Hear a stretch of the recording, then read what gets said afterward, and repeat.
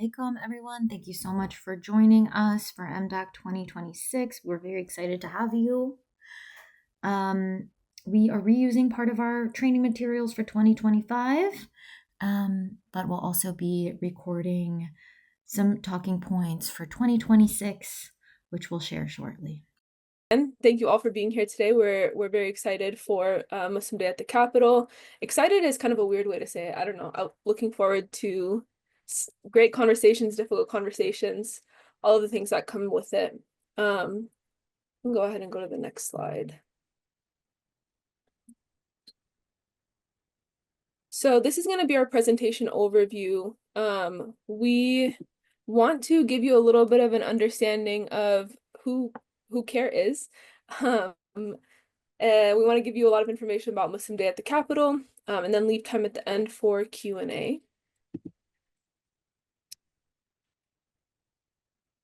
So for those who are unfamiliar or new to the CAIR space, CAIR Washington is a grassroots advocacy and civil rights organization. We are across the nation, but we have an office here in Washington, and it was founded in 2002. We have many different ways in which we show up in the community. So we provide free legal services to Muslims who have been discriminated against because they're Muslim. We work to combat Islamophobia and bigotry through education and storytelling. And we work on empowering our community to be politically and socially engaged while shaping laws and policies that impact us. It's really important that Muslim voices are not only heard, but that our needs are really truly addressed and prioritized as we do this work. So we don't want to just be at the table. We want to definitely be a part of shaping the policies and laws that impact us. We are a 501c3 nonprofit organization, and CAIR is America's largest Muslim civil liberties group with regional offices nationwide. Like I said before, we have many different ways in which we show up. Through our outreach work, we empower Muslims in Washington. Through our media work, we enhance understanding of Islam. Through our legal work, we protect civil rights. And through our policy work, we promote justice.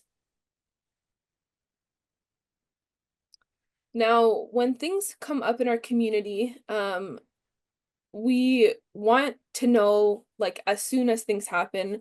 Hopefully, nobody in our community has issues, but unfortunately, we know that's just not the reality. And so how do you report issues to CAIR Washington? We do have a website that I find to be pretty user-friendly. It has a bunch of color coding, which is helpful. There's a little Get Help button at the top right corner that you can click on that will take you to our intake form. As we are building out our advocacy department for CAIR Washington, we are changing up the form a little bit, so you might see some changes in the coming days. But you can put in your information for one of us to give you a call back and really understand what it is that's happening. You can also contact us by phone and leave voicemail. We try to get back to you within a few business days. And then, many of us are from the community, so I'm sure you've seen us at different events and throughout the community. People are always coming up to us, and that's totally fine to contact us that way too. So the way in which CAIR works is that the community comes to CAIR Washington with issues, whether it's like I said on the form, or whether you see us at an event or something like that. You come to us with an issue. We try to find the proper stakeholders and leaders in the spaces that are able to translate the issues into a specific policy ask. If we're just talking about policy spaces, we then try to help coordinate different advocacy approaches that we can support for outcomes that are beneficial to our communities. We find that likely if it's happening to one person in our community, it may be happening in many different parts of our community. So finding a good outcome that is, can reach different parts of the community is always the best approach. And then we come back to the community and we report out. It's important that we not only highlight difficulties that are happening in our communities, but that we also highlight some of the wins that we have as a community so that people who are struggling may be able to find solutions for their own issues or flag for other community members that they know could be struggling in the same way, that CAIR has some solutions and that they can point them to us to help them navigate that.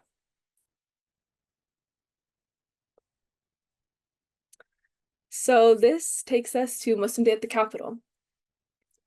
The reasons why MDAC are so important is because, like I stated, it's really, really important that we make our voices heard. We want to make sure that lawmakers not only hear the words that we're saying, but really truly listen to what it is that our concerns are, and that they prioritize the needs that we have, because at the end of the day, we are part of this community. We contribute in so many ways to this community, and it's important that if we face issues that they're addressed immediately, just like any other community would be. As we've seen in the last year and a half, there have been a lot of different points where we've had to call elected officials out, hold them accountable. And so in some meetings, there's going to be some of that, holding lawmakers accountable for their lack of showing up for our community. And lastly, participating in democracy and civic engagement for the betterment of the community. I think it's important to look at this type of advocacy work in a very holistic way, you know, or like a collective way. It's not necessarily about what's impacting me as Sabreen, it's about what's impacting us as Muslims. Because at the end of the day, the work that we're doing now is going to impact the generations that come after us and make society better for the generations that come. Okay, so building relationships with lawmakers. Amran touched on this quite a bit, so I won't go too much into detail on this, but just a really kind, gentle reminder that they work for you, right? So it is important that when their work doesn't reflect what it is that we need as a community, it's okay to tell them that, right? It's their job as our representatives to listen to us. And a lot of times, you know, it's so important, especially as organizations, that we have the data and that we have the numbers and all of the like things that some of our lawmakers like need to be able to push legislation forward.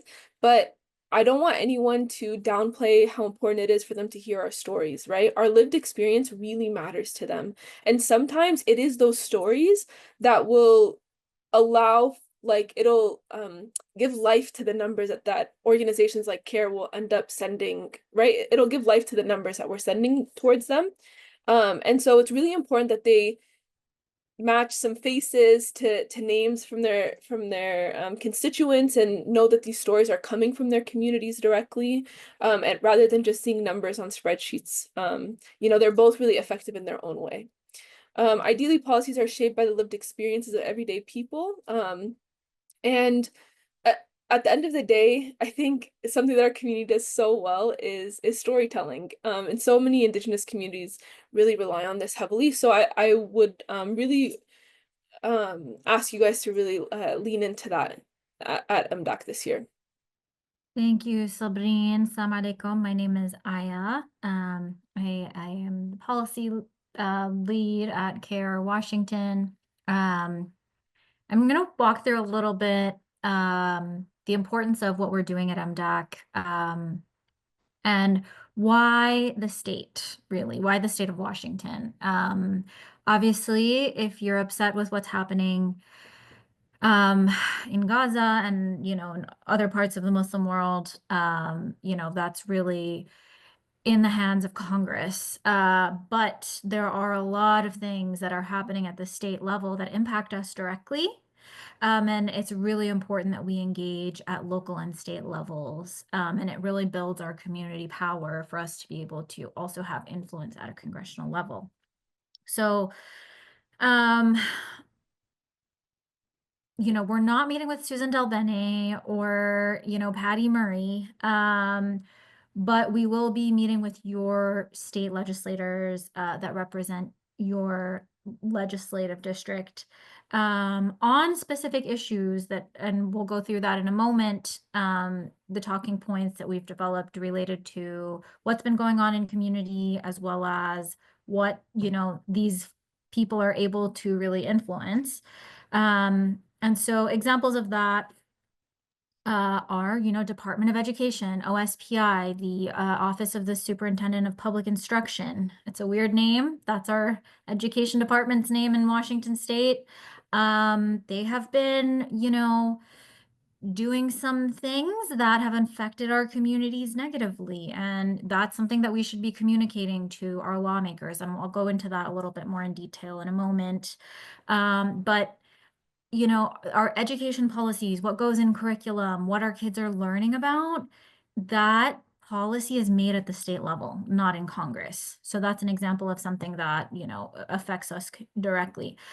Same with like refugee resettlement support and funding. A lot of that comes from the state level, and the policies around that come from the state level. You know, there are lots of ways that our lawmakers can help us, and it's really unfortunately this is how it works. It's on us to communicate our needs. We can't expect them to just know. We do have to show up and demand in a nice, respectful way that they help us and our communities. Yeah, we can go to the next slide, actually. Great. This is just an illustration of, the different levels of government that I mentioned. So Congress is obviously federal and DC. We'll be at the state level in Olympia on Wednesday, inshallah. But CAIR Washington does a lot of work communicating with county council, city council, state and federal on behalf of community based on, what information we're getting from community about what issues they're dealing with. Yeah, next slide. Okay, so this kind of illustrates the two parts of advocacy that we've identified. So, we as CAIR Washington have a role, and you as the community have a role. And the way that I see it a lot of times is like we are the vessel in which brings our community into spaces that maybe are just harder to access or not as easily accessible to community members. So things like setting up the meetings, assessing community needs, preparing talking points, all of these things are the background work that we do.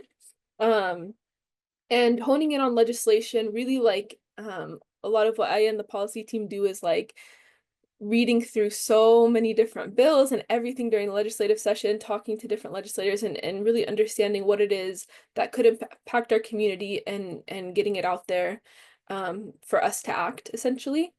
Where you all come in is we need to know if there are things that are harming our community that maybe we just haven't heard about yet. Maybe it's not as prevalent. Like, I'm based in Seattle, for example. Sometimes things that are happening in Eastern Washington, I don't get, it doesn't get flagged for me as easily. So these are just different examples of ways that hearing from the community is really vital, so that we can make sure that we are opening spaces up for you all to make your voices heard. Building relationships with your lawmakers. At the end of the day, there are a lot of lawmakers that, they'll listen to CAIR, they'll listen to organizations, but they want to hear from their constituents, right? They'll say like, well, I haven't heard about this from any of my constituents, or my constituents aren't meeting with me about these things. And so it needs to happen from both sides. It needs to happen from CAIR, and it needs to happen from local constituents. The last part is, I think that there are misconceptions about the strength of the Muslim community. I was born Muslim. I've been Muslim my whole life. I know very well the strength of the Muslim community, and I see it. I see it all the time in every Muslim space I'm in. I know how much like advocacy is instilled in us from a young age. That's not often like in public spaces in the Western world. They don't see that very often. And so it's important that we enter a lot of these spaces like the policy space and show them the strength of our community. Assalamu alaikum, everyone. Thank you again so much for joining us at MDAC. And I'm going to walk you all through our talking points for our policy priorities for 2026. Firstly, we have Senate Joint Memorial 8014 requesting an investigation to the killing of Aishnur Ezgi Agi. May Allah rest her soul. Many of you who joined us last year are aware of the advocacy we did and participated in advocating for a resolution in memory of Aishnur as an activist and fellow citizen of Washington. This year, we're working with Aishnur's family to advance a joint memorial that essentially, if passed, would request an investigation into her killing. Aishnur, as many of you know, was killed in the West Bank in September 2024 by an Israeli soldier. There has been no justice or accountability in her killing, and this is our way of supporting her family and her legacy and justice in her memory. The joint memorial is very similar to a bill. It has to be voted on several times. And the reason this is very important is because if it passes, inshallah, it would be transmitted from the state of Washington state legislature to Congress and the president, requesting a credible, thorough, independent investigation into her killing. This is very important because it helps her family's advocacy efforts, and it says on the record that Washington State wants justice and accountability for one of their citizens, just like the U.S. government does for all other Americans killed overseas.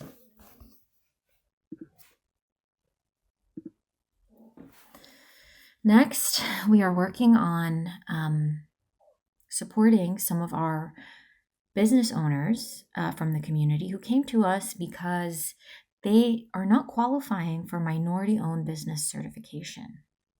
They are technically Arab and Middle Eastern-owned businesses or considered white under the law. And so we are running a bill that would ensure equity in minority-owned business certification.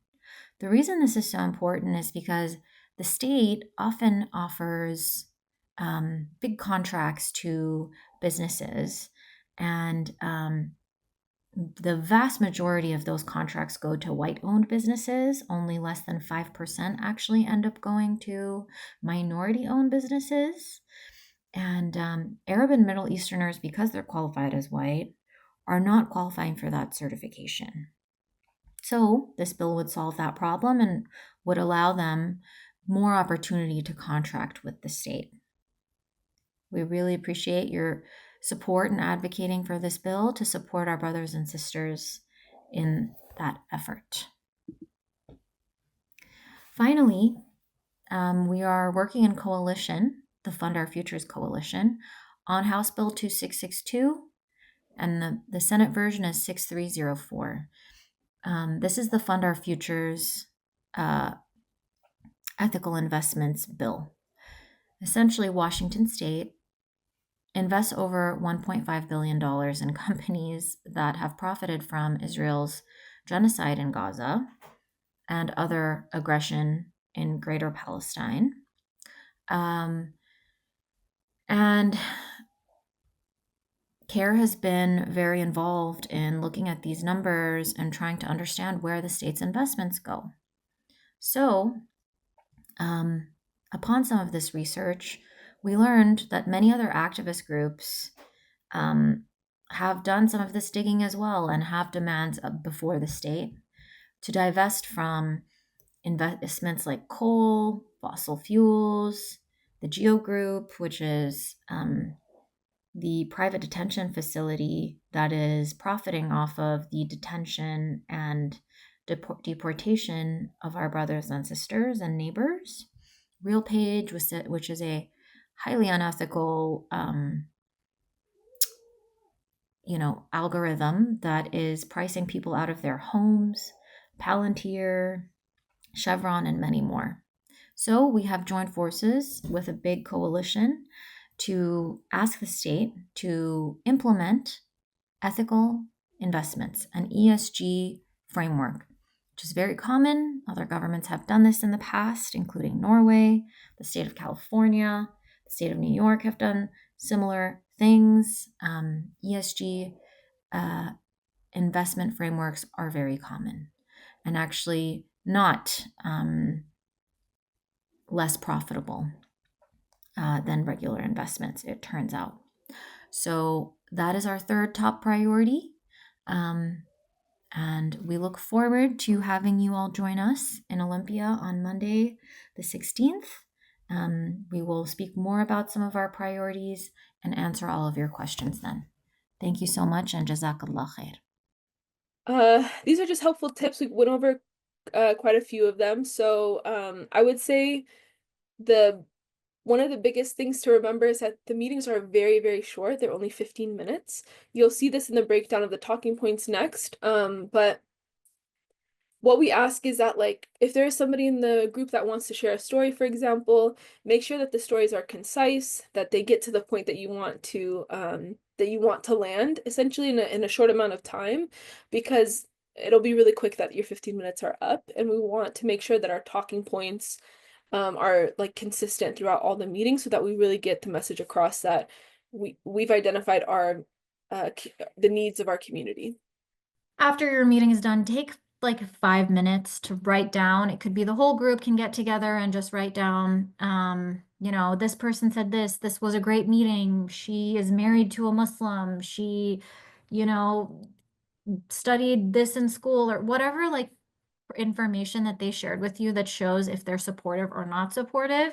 That's super helpful to us in our next steps in advocacy, because we meet with these legislators all the time. And so, yeah, it really helps our efforts when you guys make those personal connections with your lawmakers directly. And finally, we're going to have all this information for you available before Advocacy Day, and we will share it with you all, inshallah, very soon. Yeah, and just to remind you all, we are going to have links. You'll have it in your packet, but we'll have a link tree at the table. If for whatever reason you lose your packet, or maybe someone else is holding it for you, just come back and check in with us. And you can, scan the QR code. I think we're going to have, I'm so excited about QR codes. I don't know why, but they're so helpful. If for whatever reason technology fails and you cannot get the links to work, we can problem solve and maybe have some handwritten feedback, whatever we need to do to get this information. It's super, super important, as I said, to have context of these lawmakers.